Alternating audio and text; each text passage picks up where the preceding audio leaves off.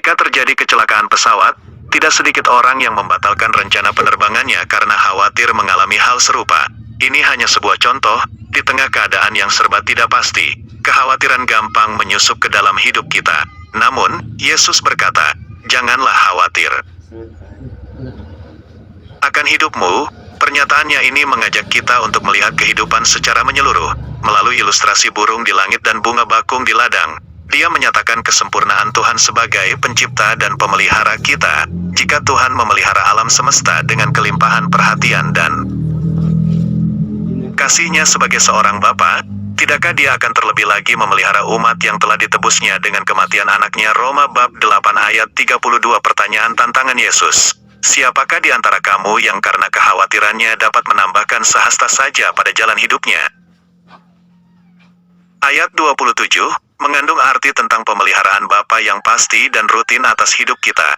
Hal itu juga mengarah pada pemahaman akan hakikat hidup seorang Kristen, bahwa Tuhan telah meletakkan batasan dalam hidup kita. Yeremia bab 29 ayat 11. Telah mempersiapkan pekerjaan baik untuk kita lakukan. Efesus bab 2 ayat 10. Dan telah berjanji bahwa dalam pemeliharaannya, kita tidak akan berkekurangan. Setelah mengetahui hal-hal tersebut, barulah kita dapat memahami betapa tidak bergunanya kekhawatiran itu. Juga, betapa pentingnya penyerahan diri kepadanya. Nah, sudahkah kita mengenal dan mempercayakan hidup kita kepadanya? Tuhan bukan saja mendiagnosis penyebab kekhawatiran, melainkan juga menyediakan obatnya. Dia sendirilah yang menjadi obat. Mari kita lihat lagi 2 Timotius ayat 14-26.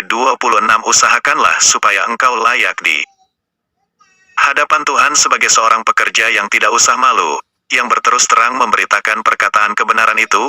Apa arti kata membuncah sekian lama, tanpa pernah membuka kamus untuk mencari tahu, sekadar menduga berdasarkan konteks pemunculannya? Saya mengira arti kata itu meluap, menggelegak, memancar, sampai suatu ketika saya terdorong untuk membuka kamus.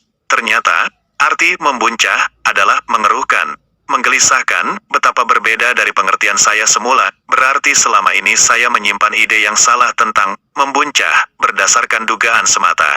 Bukankah hal itu juga bisa terjadi dalam pemahaman kita akan firman Tuhan? Kita puas dengan pengertian tertentu tentang suatu konsep hanya dari khotbah di mimbar, misalnya. Namun, ketika menyelidikinya, kita menemukan pengertian yang berbeda.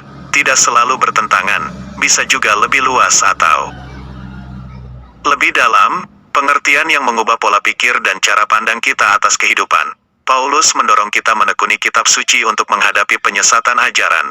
Kata berterus terang dalam nas hari ini dalam bahasa aslinya adalah ortotomounta, artinya membelah secara tepat. Kata itu merupakan metafora tentang tukang batu yang membelah batu sedemikian rupa sehingga belahan itu bisa dipasang pada celah bangunan secara pas.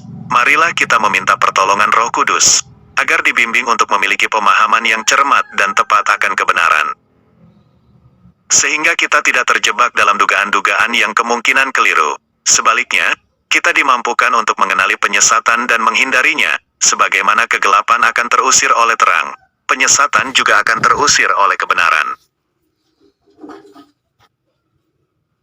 How think he happening?